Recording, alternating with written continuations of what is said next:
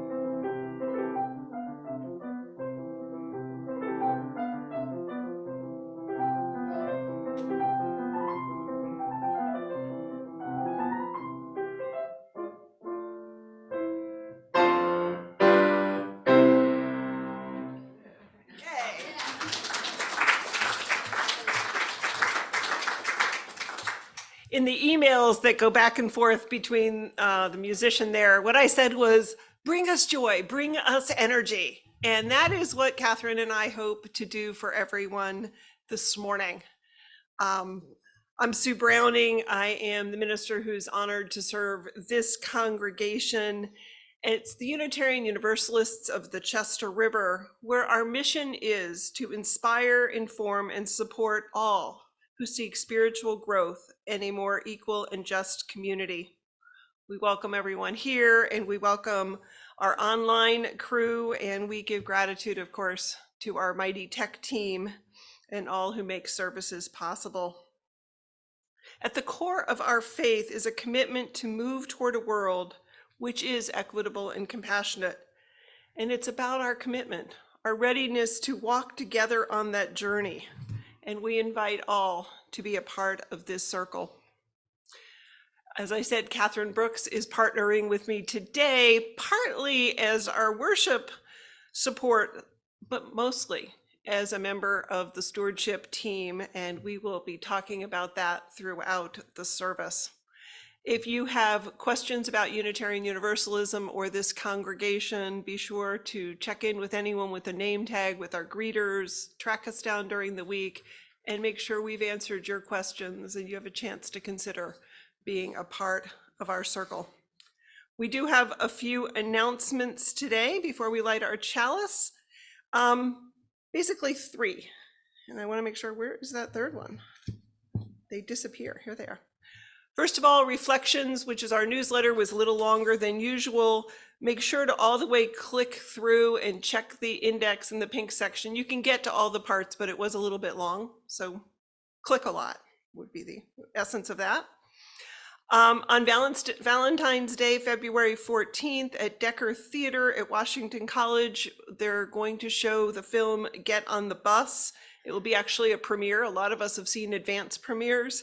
And this is about the civil rights bus tour that was taken in the community a summer ago with our congregation, Phil Dutton, Manery's Dream, and it was just an amazing trip, and it will include light refreshments. It's a free event. Check with Philip Dutton, where is Philip?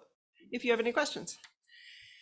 And finally, the Social Justice Committee. We've got a lot of moving parts today, but the first of the month, the Social Justice Committee is bringing us a speaker, and they do it by bringing us food. So like, how joyful is that?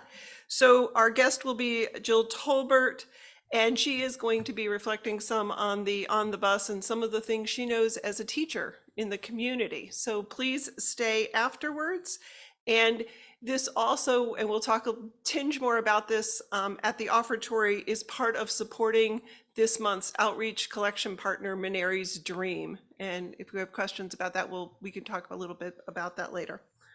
So those are our announcements. I would invite Catherine to come and physically light our chalice as we all share in saying the words that are in your order of service. Come into this circle of love and justice. Come into the community of mercy, holiness, and health. Come, and you shall know peace and joy.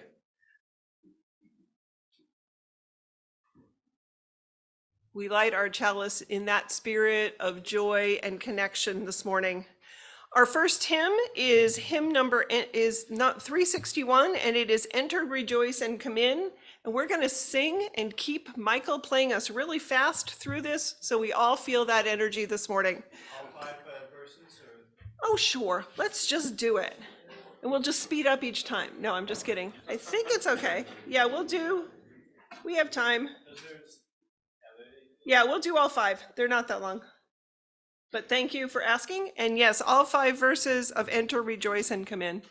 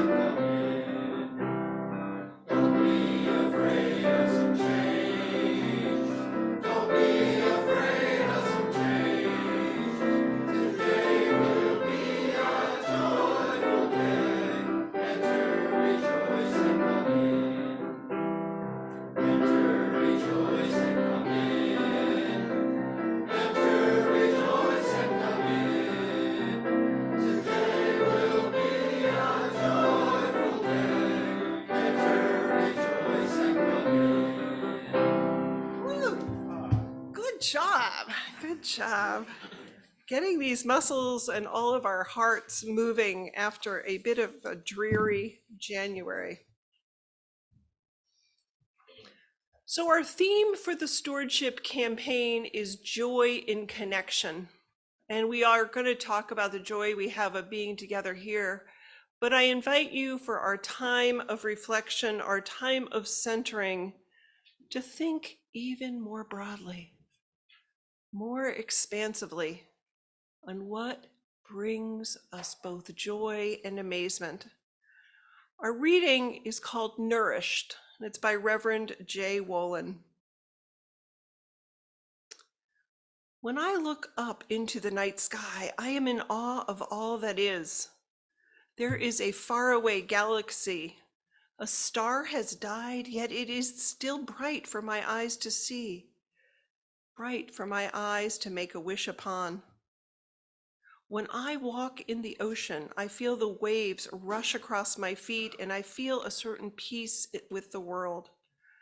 I peer at that endless horizon, knowing they came from a place beyond where I can see.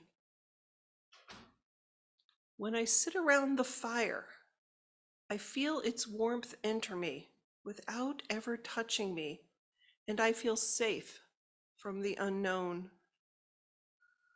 Wherever I am, I take a breath and I know I am in the present moment. All these wonders that move us and make us feel alive and make us dream and make us wonder. Let us care for them so that my children, our children, and everyone's children, my grandchildren, our grandchildren, and everyone's grandchildren for generations upon generations will also have a chance to look beyond the horizon and marvel at the wonder of existence and to continue to be nourished by our home. Think about our home. Is that the earth? Is it more local? Is it within the boundaries of country and community? The home that we have right here. Let's just take a moment and hold those images of awe. Hold the amazement that we're here. Let's just take a moment and reflect.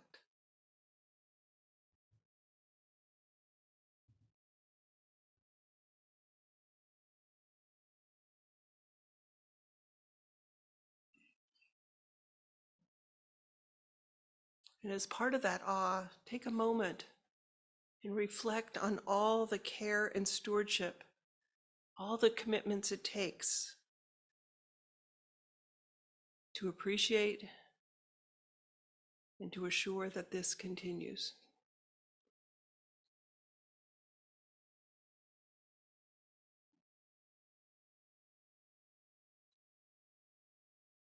Take a final moment and reflect on all the gifts that are around us, the gifts of your lives.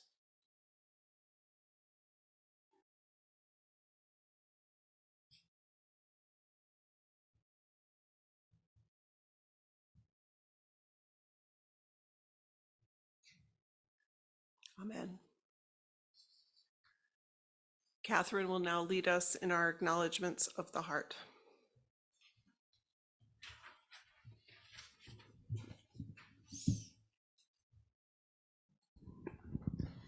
This is a special time when we share what we hold deeply in our hearts. Be they joys or worries, we may share them here.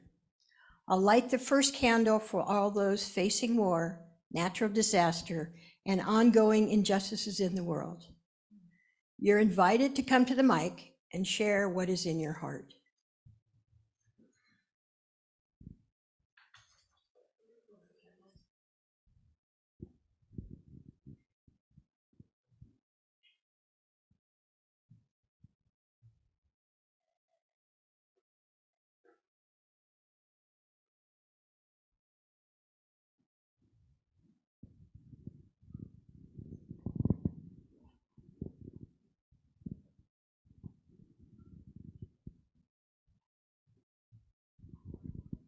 I was the person in charge of this month's racial justice, social justice, whatever. And I want to say something personal about that, which is as I struggled to understand how we might give some outreach and education, I was stunned. I just looked up when George Floyd died, and it was May 2020. And I looked for leadership from white people, because remember when it all happened and there was going to be this racial reckoning and we were all going to do better? And I know a lot has happened in the last year or so that, headline after headline, and you lose track of your commitment. So there's the Ukraine, which we deeply need to remember, and there's the Middle East, and there's the election, and it just becomes too much. But I just ask you, in our hearts, as not people of color, and excuse me if that offends anybody, because I don't really know your identities, but the ball is in our court, and I do not see leadership. So this luncheon is really actually an open-ended question and answer session with Jill coming to visit with us. But I just ask you this month, as we're doing our racial justice, to think how we, as the beneficiaries of this terrible injustice, can begin to lead so that we don't have this ongoing scar.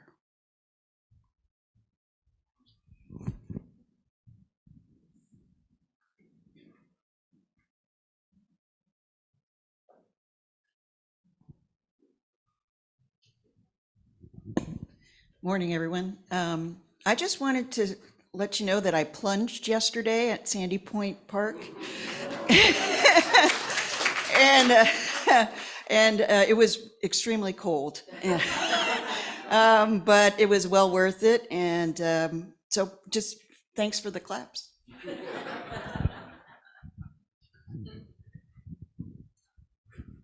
I was pleased yesterday evening to actually complete the auction item from last year before we have this year's auction. And it was a delightful time with Reverend Sue and Diane and Kevin and Gail. I served at my shop. We had a game dinner. I served Canada goose, some mallard, and the highlight being a venison heart. And I want you to know that everybody was brave and tried it all.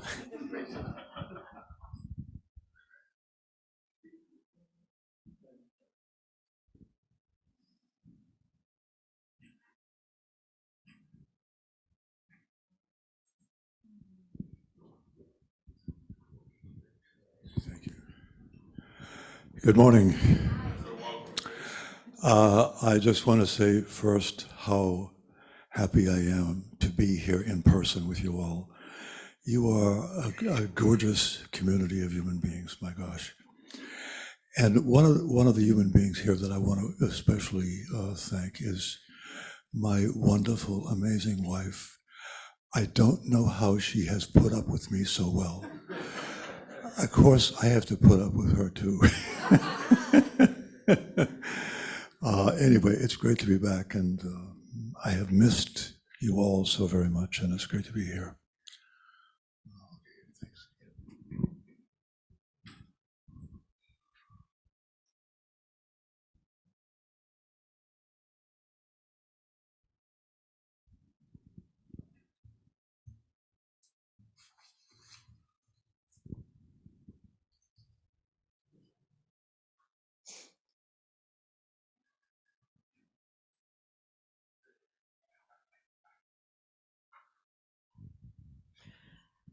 I light this final candle for the unspoken joys and concerns, for the joys or concerns shared today, as well as those that remain in our hearts. Let us take a moment of silence.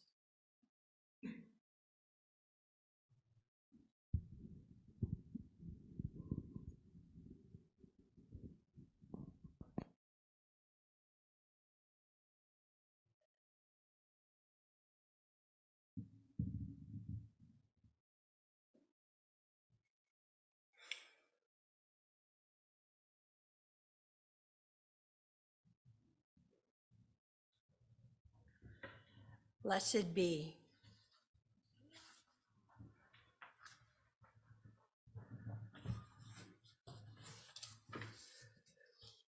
So this is Outreach Sunday in addition to Stewardship Sunday, and our recipient will be Mineri's Dream. And for folks that aren't aware, we're not actually having a speaker, if I understand correctly. Is that?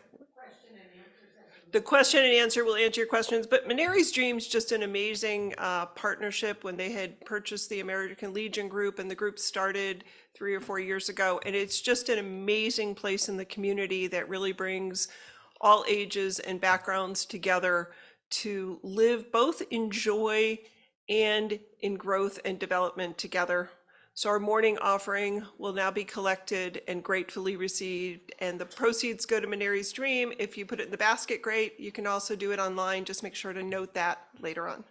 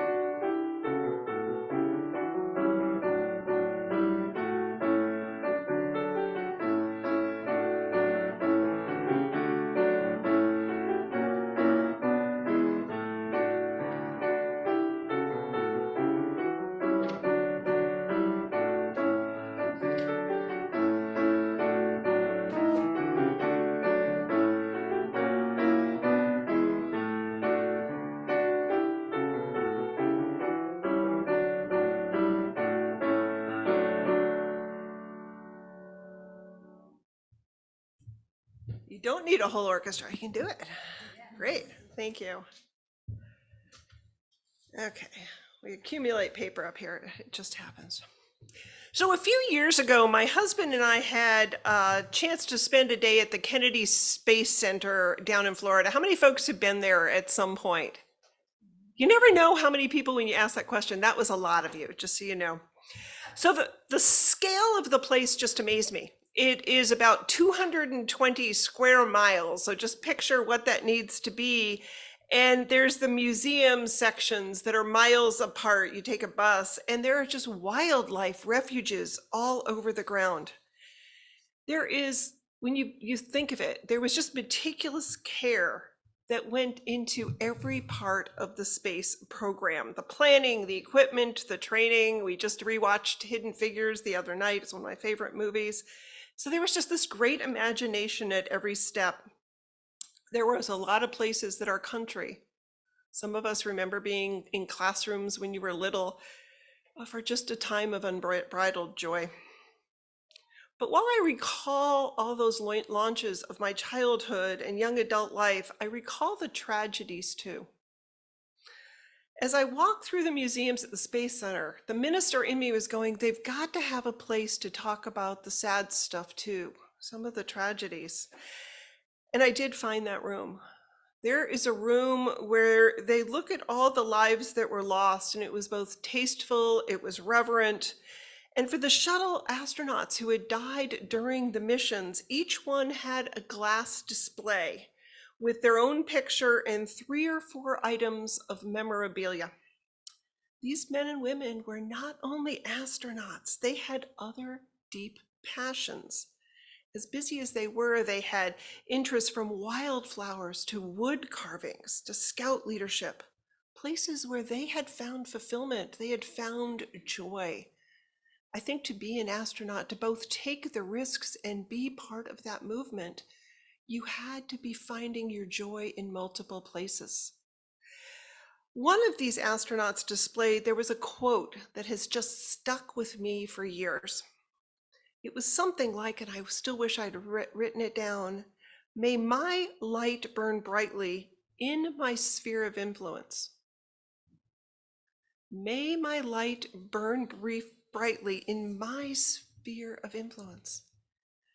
So I think burning brightly, it could be all the meaningful accomplishments, the way we do good for our family and community. But it also, to me, when I think of burning brightly, is bringing a sense of lightness to the world, of spreading joy. Sometimes it's merriment. There's that kind of joy. We thought about singing Joy to the World, but it was not that far after Christmas. But there's a deeper sense of joy, a place where we don't lose sight of the big picture. The other thing about that quote, it reminds me that we're each always giving off our own vibes.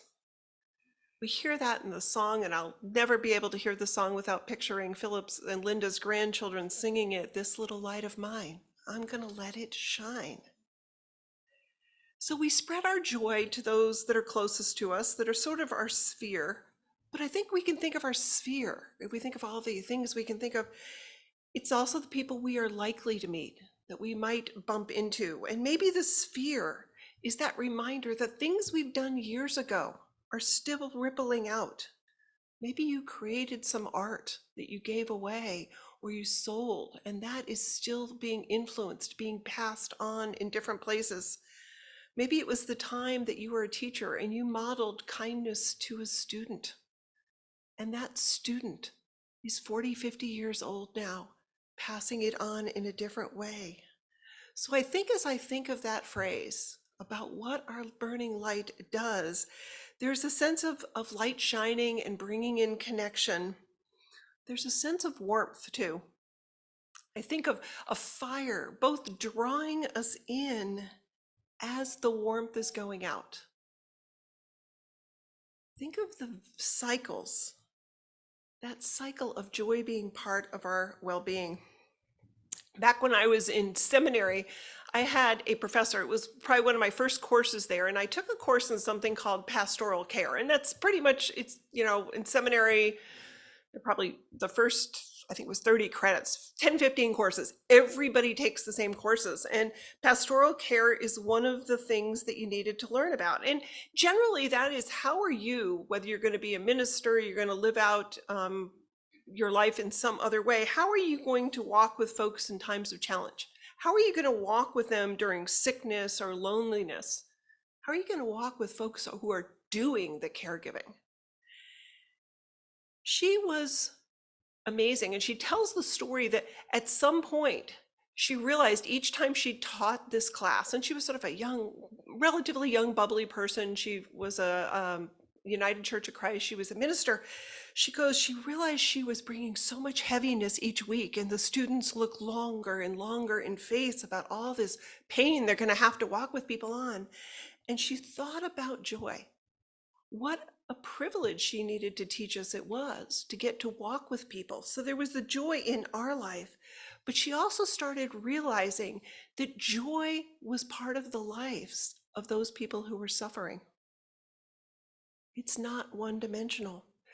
So ultimately, she was recruited from Wesley Theological Seminary to Yale Divinity School just to study joy. I'm sure she had other jobs she had to do. And one article I was reading about her, so she's somebody who's rippled out. Here I am talking about her 15 years later, but she wanted to examine joy not as a distraction from grief, but as an essential component of our full lives.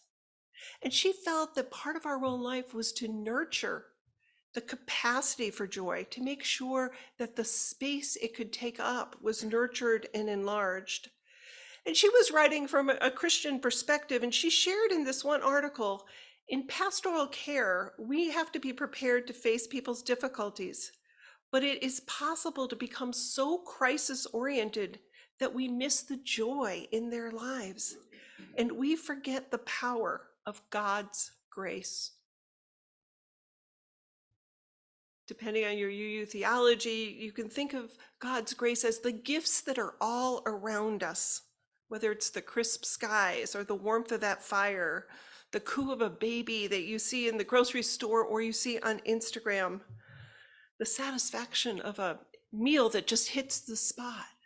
Think of all the ways that it's around us.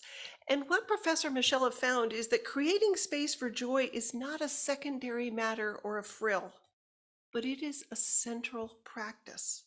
It's right at the heart of being faithful people.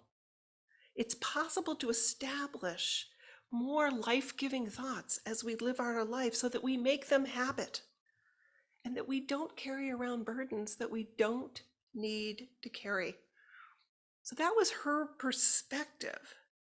So when I think of our community here, one of the things I think our role is at UUCR is to stretch our capacity for joy, to remind one another of our humanity.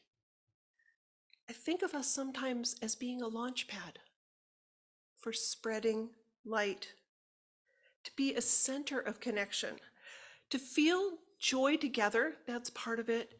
It's cyclical, it's expanding. It's not a frill, but it's a need we have. It's one of the real core foundations of why we're here. We work on the issues Marilee mentioned, what we work on racial justice. I spoke a couple weeks ago about some of the ways leaders from the margin, as we learn to follow those who've gone through the most oppression and stay committed, how they found it's essential to keep joy in the work, to not be sort of in a dogged, we need to, whatever, stay at the table, stay committed, learn together, take risks, but undergird our lives with joy. So I do think that this congregation, it's true for all congregations, but this one specifically, we are a connection center in our communities. And it's not just for those of you who are here this morning or those who are on the list of member of friends, and you'll hear about it later, but you've all got an envelope. It's a real important envelope out there. It's not just for those of us that are here. We're bigger than that. Our sphere of influence goes beyond our doors. So we do this work collectively, and I'm going to say a word that is not that fun, but it is so important. We do this as an institution. It's a word that sounds cold, but institutions, that's how we name structures that keep human connection in the forefront. Whether it's our universities, our schools, our libraries, our hospitals, our museums, there is something when a group of people get together to work on a mission and find their purpose and live out their values.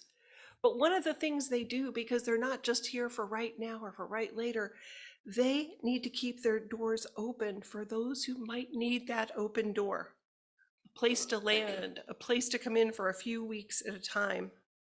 So we rest on those who came before us, those who thought up this place.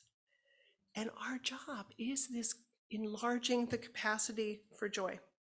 So today is Stewardship Sunday, and anybody who's been in a congregation for a while knows this is the time that you say, hey, we need your resources to do this. This is no different. We're going to do that. It's about talking a bit, frankly, about financial resources so that we can sustain the basics, to be a vibrant congregation that spreads our light in the world.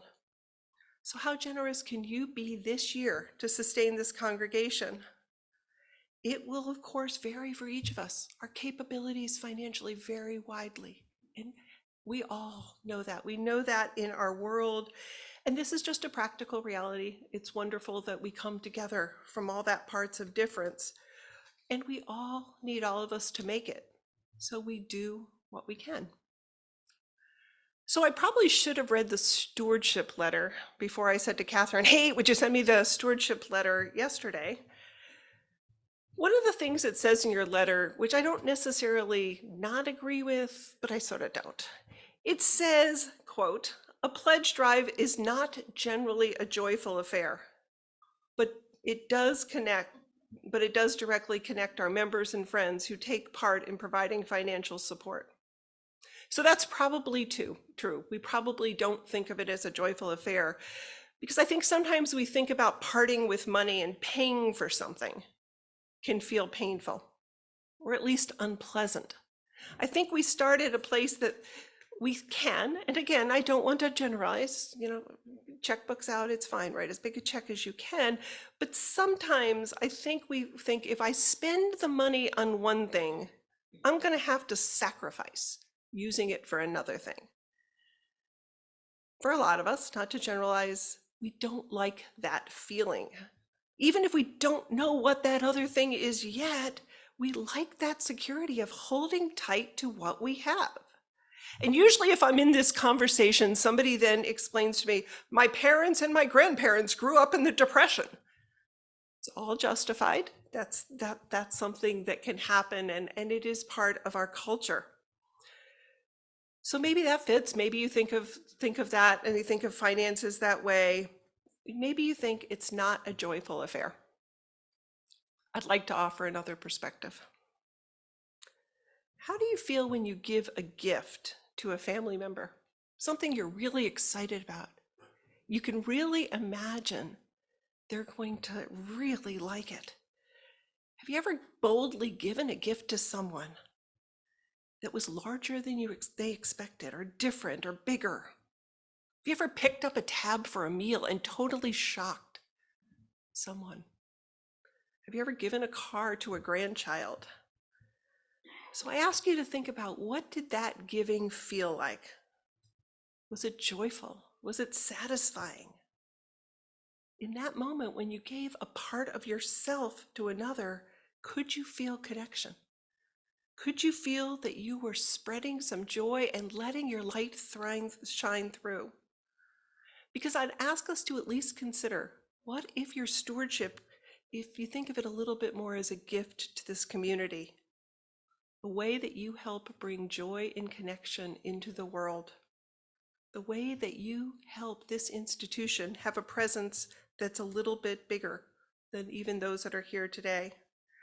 And the reality is, it does cost us a little bit more each year, not a lot, but a little bit more each year, even with a trim budget, to sustain this congregation. I did look as just a quick benchmark, the Social Security cost of living stuff went up 3.2% this year, 8.7% in 2022, and 5.9% in 2021. Using really bad math, I know a lot more about good math, but using really rough math, it's about 18% over the last 3 years. That we can think of how much more it sometimes costs to sustain things, including your own lives. For those that can, what gift would you like to give in this context? What would be a joyful increase or sustaining pledge, whatever that is? Maybe it's another $50 or $100. What might you joyfully pledge this year? Where do you want to invest in the work of a caring community, in open doors, in a launch pad for our values? And it is a launch pad, that's to be sure, but it's really nice when the launch pad has heat in the building. You have a minister, you have a staff, that all makes it possible. Maybe it starts too when we think about gratitude. Tara Brach, who's a Buddhist some folks may know her in the DC area, she's written a lot. She says, she thinks of it this way, and I offer this as a place to start your choices on stewardship.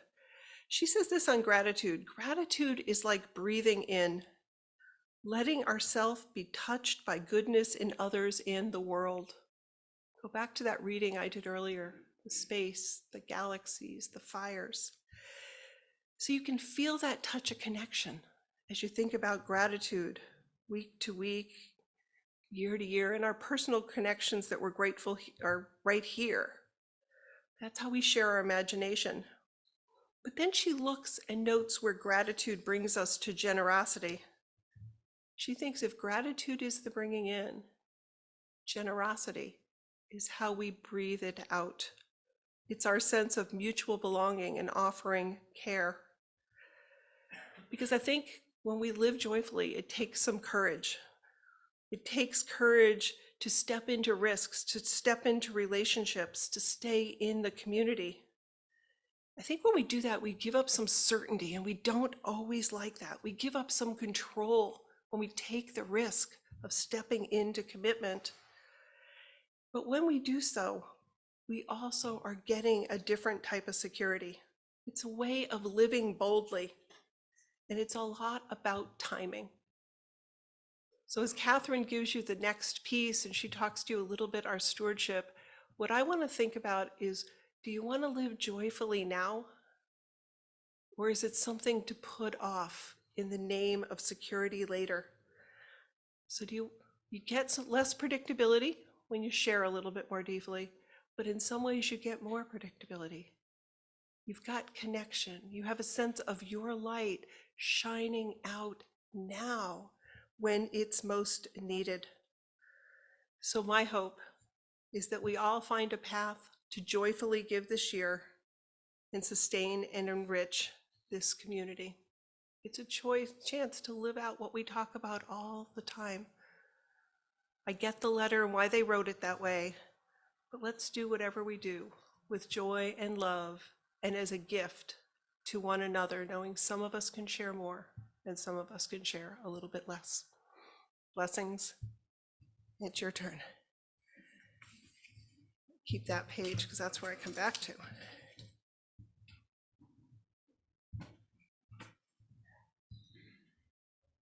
So my focus is going to be more on the connection part of joy and connection.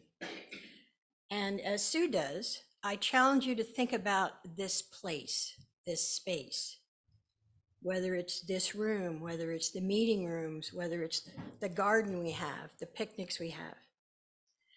The sermons are here to sort of spark our interest, to spark our spirituality, to spark thoughts that we hadn't had in our minds recently, to help us think about deeper thoughts in our daily lives, things that we go through routinely, but we don't make any connection with really. We're looking for personal meaning, personal truths. One of the things that a new person in our group here mentioned to me was that the church represents to them a sharing of the wisdom of many. It's not just their personal wisdom or the wisdom of the minister, but we provide opportunities for lots of people to share their wisdom and many different perspectives. We're going to hear more about the social action, the specific social action thing that we're involved in as a church, the peace movement, the LBGQT, I'm sure I got that acronym wrong, but the world community beyond our congregation and our church, that we carry a sense of responsibility and connect ourselves beyond our individual church. Democracy is also a value that we have in this church, democracy in the way we carry about what we do. And the example of the legacy task force and the board that they put in one of the rooms was totally shocking to me. I've never seen an institution where they requested so much input from their group, from their supporters, where they asked us to really voice our opinions and our beliefs on how we thought that legacy should be distributed. So it is democracy in action in this congregation, in pretty much everything we do. Even in our joys and concerns, the intent of that is to share with other people in the congregation our lives. What are our struggles? What do we want support for? How many places do you know where a person who's struggling stands up in front of 30 to 50 people and says, this is what I'm struggling through? And the real message is, I'd like to connect with you all and get some support. Otherwise, they would just sit in their chair individually and try to trudge on through what was difficult for them. But no, we ask people to speak publicly and to ask for connection. I want your help. On the other side of that is our joys. We want to tell people, hey, I had a great thing just happen to me, and I want to share that too. So that we have things to talk about with each other, whether it's in the coffee hour afterwards, or whether it's in the luncheons, or whether it's in the potlucks. Our intent is to be together, to be welcoming, to bring in new people who can see the joys of what we get from this church. And it goes beyond that. We also are looking for connections with our earth and with the universe. So it keeps on expanding out the connections we want. That's part of our values, is supporting our earth. And it's very specific. It's who we are. I also don't know many churches that really lay that out. Our garden is one of those. The trees that were planted down there. The perspective of doing it responsibly with our earth. We also have other religious beliefs that we're supporting, wanting to bring forward as those different perspectives for people when they come to this congregation. And I challenge us to think about what other celebrations of joy do other religions have in the world? And that we bring those ideas in and that we try to make connections with those. We do a solstice ceremony, which is one of those sort of alternative woo-woo kind of things. But maybe we need other connections. Maybe we need more connections with Buddhists or Muslim or Japanese religions. So let's think about that. Let's think about bringing in more connections than we have right now. As Sue mentioned, there is sort of the nitty-gritty of day-to-day operations in this church. I wasn't here when this church was founded, but I'm sure that was a huge commitment to say we don't want to have a little place where we have to move around, but we want our own sanctuary. We want our beautiful surroundings here. We didn't stick our sanctuary in the middle of a tight neighborhood. We picked this beautiful surrounding for this church. We support a minister who does provide a spark of inspiration and a touch of whether other things we could be looking at, feeling. We have folks here that connect us to the state, to the governments, to the policies and the legislation, and we want to be involved in those. We're moving beyond our congregation, beyond our local community, like in Minari's Dream. We're moving to the state level. And with Sue going to national conferences where Unitarians from all over the country talk, we're going farther and farther. We have music here. We hired Michael so that we always have music, and Michael gives us different types of music. He connects us with the sermon. They pick specific music to support the sermons. That's our connection, connecting Sue with the music. Those are other connections. We have our Darlene, who's the glue keeping all this running together day to day, keeping us connected in the sense of moving and operating smoothly. We need all these things to be a building and a church that welcomes people into who we are, so that people, when they walk in the door, they have a greeter who zeroes in on them and provides them immediate connection. They're not just going to be seen with a special color tag or whatever. Somebody is assigned to immediately make a connection and help those new people, those guests, feel welcome, feel the support of this space. The sun in here, the beautiful stained glass window.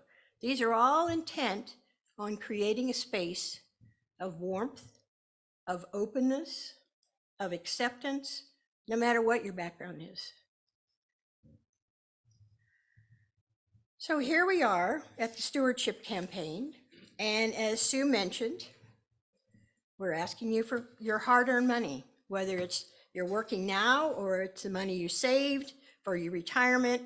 It's all money, but it does take money to keep this space going. No matter how many endowments we may have over the years, we've had or will have, those are not intended to keep us operating day to day. And we need to support our day-to-day activities. And that's what your annual pledges are all about. We need to invest in our future to keep us from operating in a vacuum, to know we have a future to work towards. We need to foster more connections outside of our church, in our community, in the earth, and in the universe. So my final question to you all is, how would you feel if we didn't have UUCR? If we weren't supporting it and this church was not here? That's what we're asking you to pledge your commitment to. Why do you come here? And do you want it to continue? And how does it feel to be here? Or how bad might it feel if it wasn't here? So in the foyer there, we have your pledge envelopes. You have the opportunity to make your commitment and help us keep this congregation going. Thanks.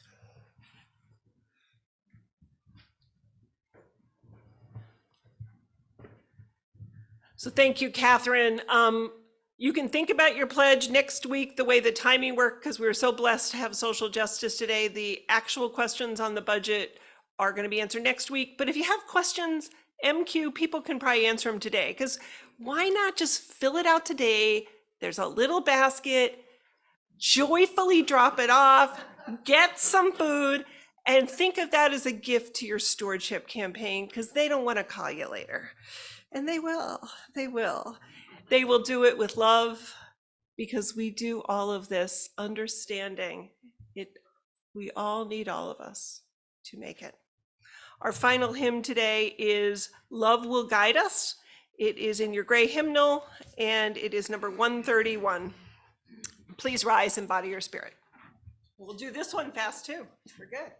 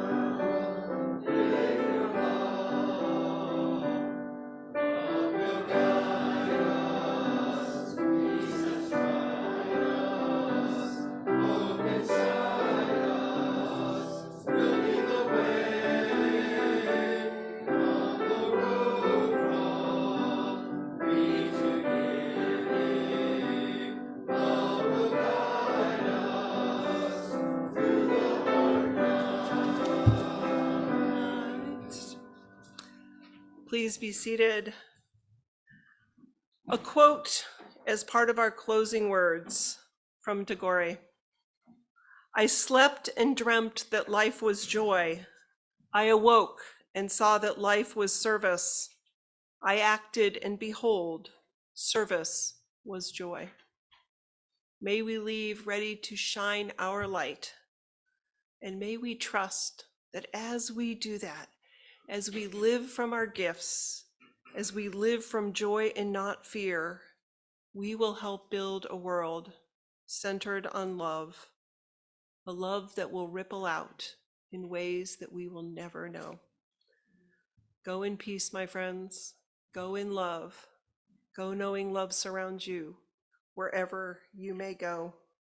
And now Catherine could help us extinguish our chalice with our shared words. So I'm going to offer, we're going to do this, and then Michael does have a postlude, and then we'll have coffee hour.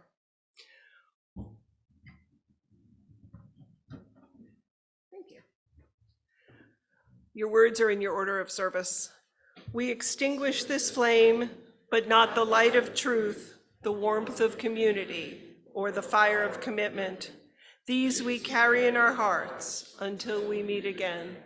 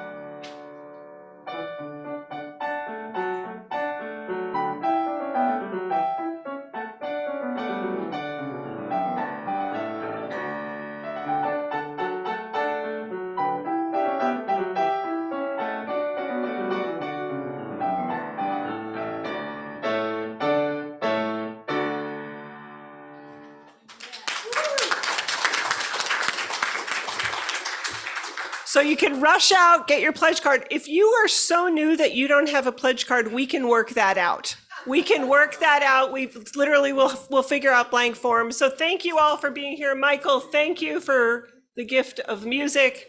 Give joyfully and enjoy lunch. And thank you, stewardship team. Take care.